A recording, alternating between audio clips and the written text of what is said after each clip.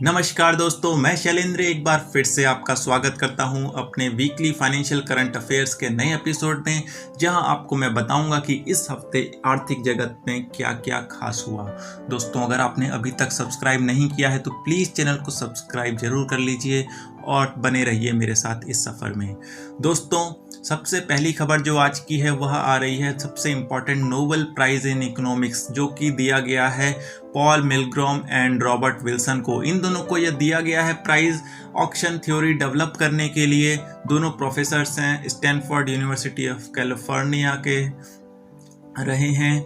और दोस्तों, इनको जो मिला है प्राइज़ वह ऑक्शन थ्योरी डेवलप करने के लिए मिला है। यह ऑक्शन थ्योरी के जरिए कई देशों, कई सरकारों को मदद मिली रेडियो फ्रिक्वेंसीज आदि जैसी चीज़ों को, स्पेक्ट्रम वगैरह को ऑक्शन करने में। और यह सबसे पहले अमेरिका ने 1994 में इस मॉडल को अपनाया था। बाद में धीरे धीरे बाकी कंपनीज ने भी अपनाना शुरू किया और बाकी देशों ने भी। लेकिन दोस्तों, ताज्जुब की बात आपको यह लगेगी कि यह एमर्जिंग इकोनॉमीज लाइक इंडिया में इतनी सफल नहीं रही है और फेल भी हुई है। इंडिया में यह थ्योरी नहीं चली है दोस्तों, लेकिन बाकी देशों में ये अच्छी चली है और इसका यूज़ हो रहा है, इसलिए इसको नोबेल प्राइज़ दिया गया है।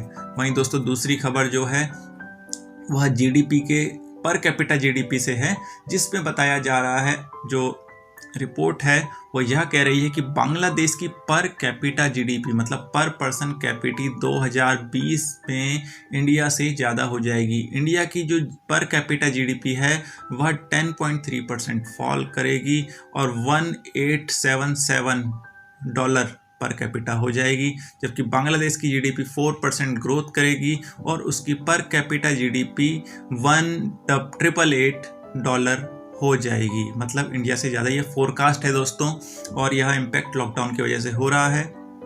लेकिन वहीं पर आईएमएफ की रिपोर्ट कहती है कि इंडिया की जो जीडीपी है वो 2020 में 10.3% गिरेगी, लेकिन दोबारा से बाउंस बैक करेगी 2021 में 8% के साथ, और चाइना की 8.2% की ग्रोथ को भी सरपास कर जाएगी और इंडिया अपना दोबारा से फास्टेस्ट ग्रोइंग इमर्जिंग इकोनॉमी के टैग को वापस पा सकेगा दोस्तों। तो ये एक अच्छी खबर भी है। और इसके बाद अगर हम बात करें महंगाई की, इन्फ्लेशन की, तो कंज्यूमर इन्फ्लेशन, जिसको रिटेल इन्फ्लेशन भी कहा जाता है, सितंबर में बढ़ गई है 7.34, अगस्त में 6.69% थी, क्योंकि फूड प्राइसेस लगातार बढ़ रहे हैं। फूड इन्फ्लेशन 9.05 से बढ़कर 10.68% हो गई है सितंबर में, और यह बढ़ता ही जा रहा है, जो कि आरबीआई का इन्फ्लेशन का टारगेट जो 6% है उससे काफ़ी ऊपर जा रहा है। रिजर्व बैंक जल्दी ही कोई ना कोई कदम उठाएगा जिससे कि यह इन्फ्लेशन रेट कम हो सके दोस्तों। वहीं अगर अब बात करें confederation of Indian industry CII और EY अर्नेस्ट एंड यंग, इन दोनों ने मिलकर एक सर्वे किया है और उस सर्वे में बताया गया है कि इंडिया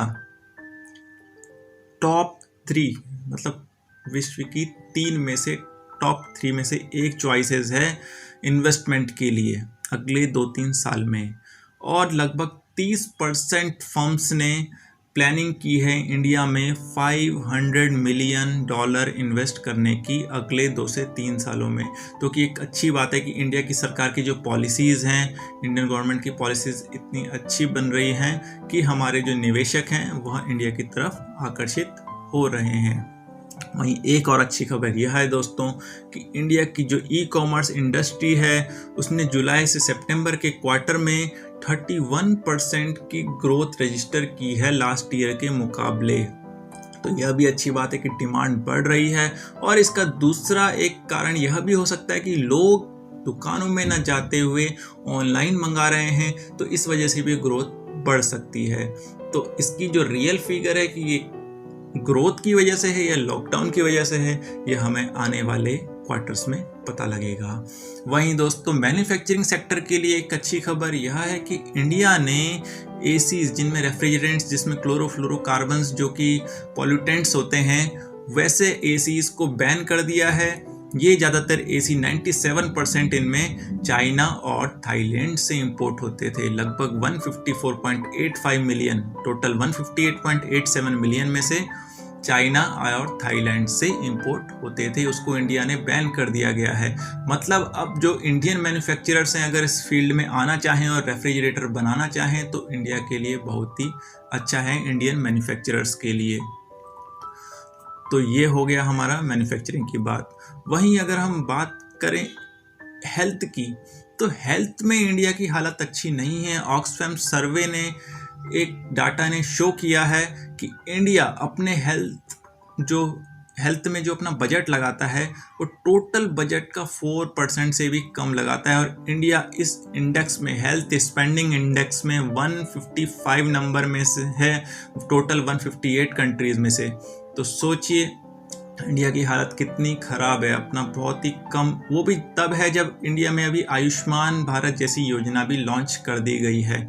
तो इंडिया को अभी कितना प्रोग्रेस करना है इस इंडेक्स से हमें पता लगता है। और टोटल एक रिकमेंडेशन होती है कि टोटल बजट में से 15% लगभग कंट्री को अपना हेल्थ के लिए खर्च करना चाहिए। लेकिन टोटल 158 कंट्रीज़ में से सिर्फ 26 कंट्रीज़ ऐसी हैं जो टोटल बजट का 15% ही अपने हेल्थ पर खर्च करती हैं, जबकि बाकी जो कंट्रीज़ हैं वो 15% से कम खर्च करती हैं दोस्तों। उसके बाद अगली खबर चलते हैं आरबीआई की तरफ। तो आरबीआई ने अभी अपने लेटेस्ट नोटिफिकेशन में कहा है कि जो नए हाउसिंग लोन होंगे वह रिस्क वेट होता है दोस्तों कि जैसे कि बैंक कोई लोन करता है तो उस बैंक ने जो लोन किया उसके सर्टेन % पे बैंक को प्रोविज़न करना पड़ता है कि ये लोन ख़राब हो गया तो उसको उतनी कैपिटल अलग से रखनी पड़ती है। मतलब हर लोन के लिए बैंक को कैपिटल चाहिए होती है। इसलिए आपने देखा होगा बैंक कैपिटल, सरकार भी बैंक में कैपिटल इन्फ्यूज़ करती है और बैंक भी कैपिटल बाजार से जुटाने में लगे रहते हैं क्योंकि उनको कैपिटल चाहिए हर लोन करने के लिए। तो अब आरबीआई ने जो है इसको थोड़ा रिलैक्सेशन दिया है और 80% लोन टू वैल्यू, मतलब अगर प्रॉपर्टी की कीमत 100 रुपये है और लोन 80 रुपये का है तो मतलब 100 में से 80 रुपये का लोन ले रहा है आदमी तो उसमें LTV मिलेगी 80%। और अगर 90%, 100 में से 90 अगर लोन ले रहा है आदमी तो उसमें रिस्क वेट रहेगा 50%। तो इससे क्या होगा कि इसमें थोड़ा छूट दी गई है तो इससे क्या होगा, बैंकों के पास थोड़ा अतिरिक्त कैपिटल आएगी तो अलग सेक्टर्स में लोन को बांट सकेंगे उस कैपिटल का यूज़ करके और इससे इकोनॉमी में फंड लिक्विडिटी आ सकेगी। तो ये अच्छा कदम है आरबीआई का। वहीं फॉरेक्स रिजर्व की बात करें तो इंडिया का जो फॉरेन एक्सचेंज है वह एकदम से ग्रो कर गया है, 5.86 बिलियन लगभग बढ़ा है एक हफ्ते में और टोटल हो गया है 551.505 बिलियन $। जो अक्टूबर 9 वाला वीक था, 9 अक्टूबर का जो वीक था उसमें यह रिकॉर्ड हाई पर पहुंच चुका है। इसमें ज़्यादातर जो एसेट्स में जो इन्वेस्टमेंट हुआ है वो ज़्यादा हुआ है दोस्तों और यह बढ़ रहा है। तो उम्मीद करते हैं कि इंडिया की जो फॉरेक्स रिजर्व की स्थिति है वह भी अच्छी बनी रहेगी। और दोस्तों हर बार की तरह इस बार भी एक आपको इन्वायरमेंट से रिलेटेड न्यूज़ दे दूं तो दोस्तों अभी एक रिपोर्ट आई है जिसमें बताया गया है कि ऑस्ट्रेलिया का जो ग्रेट बैरियर रीफ है, ये ऐसा रीफ है जिसको यूनेस्को ने अपनी हेरिटेज साइट में भी शामिल किया हुआ है। नेचुरल और जो रीफ होते हैं, कोरल रीफ, ये नेचुरल लिविंग ऑर्गेनिज्म का बना हुआ सबसे बड़ा स्ट्रक्चर है ये ग्रेट बैरियर रीफ। उसमें 1995 के बाद ग्लोबल वार्मिंग से उसके हाफ, मतलब आधे से ज़्यादा के जो कोरल्स हैं, ये कोरल रीफ होता है तो वो कोरल जो होता है एक हार्ड सब्सटेंस होता है दोस्तों जो बनता है वहाँ पे।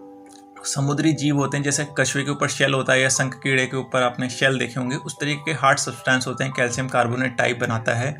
और वो रीफ जो है वो इसके अंदर काफ़ी जो इकोसिस्टम होता है, समुद्री इकोसिस्टम, काफ़ी सारे जीव होते हैं, रहते हैं उसके अंदर, काफ़ी उनको खाना मिलता है वहाँ पे, उनको रहने का मिलता है।